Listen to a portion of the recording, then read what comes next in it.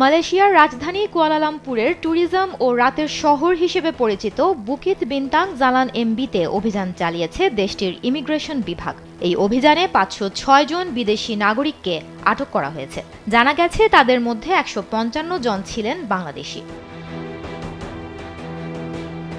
বৃহস্পতিবার রাতে পূর্ব পরিকল্পনা অনুযায়ী এ অভিযান পরিচালনা করা হয়েছে বলে জানিয়েছেন মালয়েশিয়ান ইমিগ্রেশনের মহাপরিচালক জাকারিয়া শাবান।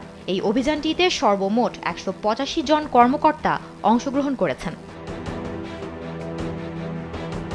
ইমিগ্রেশন মহাপরিচালক জাকারিয়া শাবান জানিয়েছেন, দীর্ঘদিন ধরেই মেদান ইম্বি অবৈধ অভিবাসীদের কেন্দ্র হিসেবে চিহ্নিত ছিল।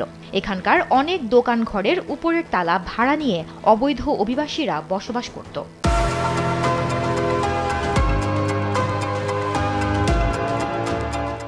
অভিযানের সময় পালানোর চেষ্টা করলে ২ বিদেশি পুরুষ আহত হন। এছাড়া উঁচু হিলের জুতা পরা এক মহিলাও পালাতে চেষ্টা করে ব্যর্থ হয়ে অজ্ঞান হয়ে পড়েন। পরে ফায়ার অ্যান্ড রেস্কিউ ডিপার্টমেন্টের emergency medical response service unit তাদের প্রাথমিক চিকিৎসা দেয়।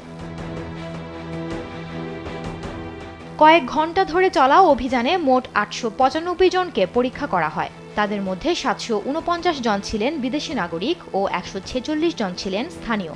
আটকদের মধ্যে উল্লেখযোগ্য সংখ্যক বাংলাদেশি ছাড়াও নেপালি ছিলেন ১৪২ জন, ইন্দোনেশিয়ান ছিলেন ১০৯ জন এবং কিছু ভারতীয় ও শ্রীলঙ্কান নাগরিকও ছিলেন।